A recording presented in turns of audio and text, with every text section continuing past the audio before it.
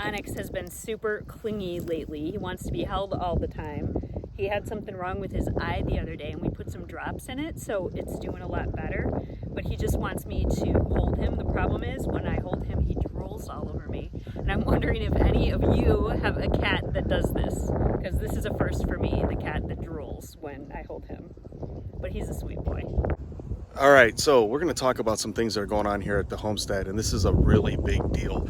So about 9 days ago, I was working really late. I didn't get home from work until probably about 9:30 at night, and our guardian dog was at the fence just yelling and yelping and going on and on and on.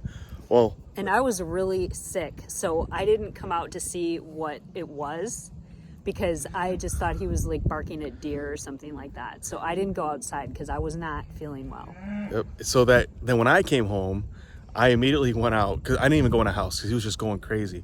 Came out here and I literally put the light from my cell phone out into the pasture, and I saw these like little itty bitty eyes close to the ground. I was like, oh my gosh, we have a calf. But this is the thing.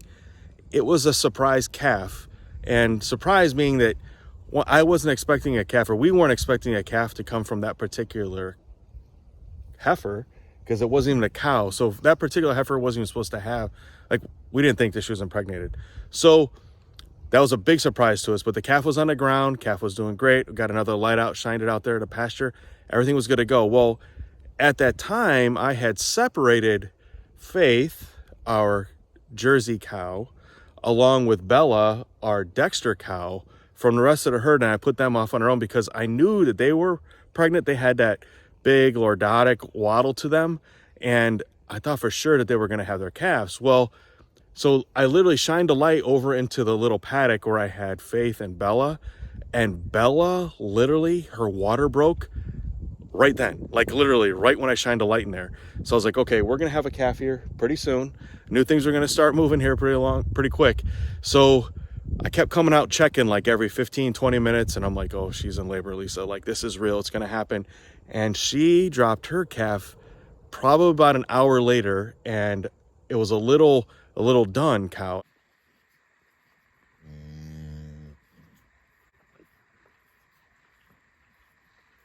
Oh, you go, mama. And I was like, all right, this is cool. So moving along. 2 cows, 1 night. Yeah, 2 cows, 1 night. We're like, oh great, this is a lot of things are happening. So if you follow Homesteading and Hungry on Facebook, we put up a picture of the new baby calves and we asked for name suggestions from you all.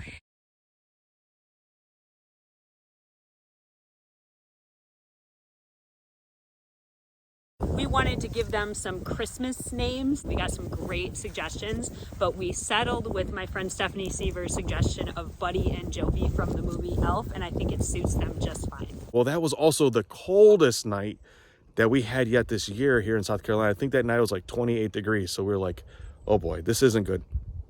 So the next morning I came out and I was like, all right, I got to check these 2 little calves. Let's just make sure everything's good to go. So the calf that was born out in the big paddock with the rest of the herd was like running around, nursing from mom. Everything was good to go. And then our other paddock had another little calf in it, and that was Bella's calf, and it just wasn't moving around as fast.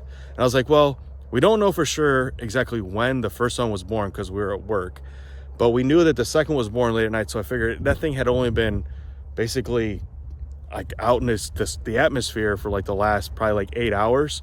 So let's just give it some time, let it walk around. So just to be safe, I went out and I bought some colostrum, and I bought a bottle just in case we had to do that, like later in the evening if everything wasn't working out after all the stores are closed. But fortunately, we didn't have to do any of that stuff. Everything went really, really smooth, and I was just helping them out, making sure everything was going to go. So I went out into the pasture, and I knew that a new mama can be really dangerous to be around. So I went out into the pasture with a lot of care, and they were used to seeing me out there, so they were okay with me going out there. And I checked the calves. Right here is so adorable. I mean, let's look at him. He's like, I bet you he doesn't weigh but 30-40 pounds. He's smaller than my dog, my house dog. Uh-oh, he's talking to us. Can you say something? He's just chilling next to the sun. So what ended up happening is our basically heifer, who is now a cow, Suchi, had a baby heifer. So that's really cool. So that's a little black heifer that's running around. And there's Suchi and her baby Jovi back there. The very first calves born on our farm, we could not be luckier or happier with it. We've got 2 good mamas right out the gate, so that's awesome. And we're definitely going to keep her because she's in a completely different bloodline than the rest of our herd. And then Bella had a little baby bull that's done in color. Bella, you're such a good mama. You love your little buddy, don't you? And we're gonna need to move him along to another family because we don't want to have 2 bulls here, and I don't want to steer him for us. Now I'll steer him for somebody else if they want to steer, but I don't want to steer him for us because I know our Angus cows are pregnant, and as soon as they drop their calves, we're gonna send them to the butcher. So we don't need to raise another cow right now for our own meat. So we know our limitations and we don't want anything to go to waste. So we're gonna make sure that that little bull calf goes to a good family that wants him. So a lot of moving pieces here. I've been moving the cows around to the different paddocks, making sure that we keep everything as clean as we can for them, making sure we're giving them fresh hay to eat. I'm checking on the calves every morning and every evening, and they are really, really healthy, and they're running all over the place.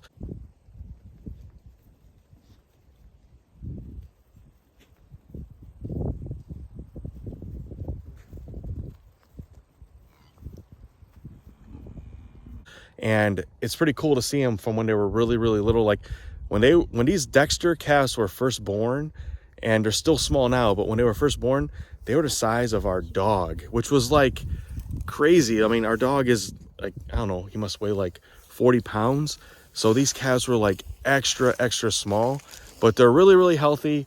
They're cool to see running around, and this has been a really, really enjoyable thing. So this is like a big step for our homestead, moving towards having, you know, our own beef, which is something that we really, really wanted to do. And then our next cow to have a calf is gonna be Faith.